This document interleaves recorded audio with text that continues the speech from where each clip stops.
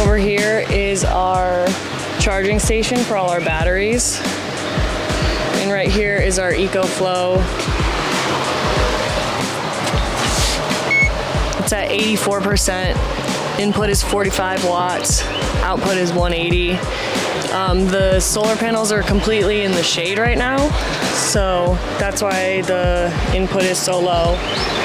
Alrighty, cool. Boom.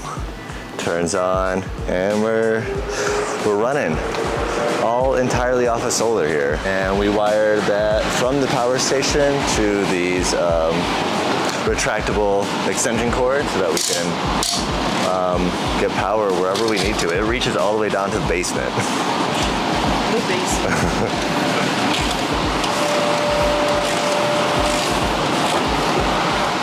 And we're snagged.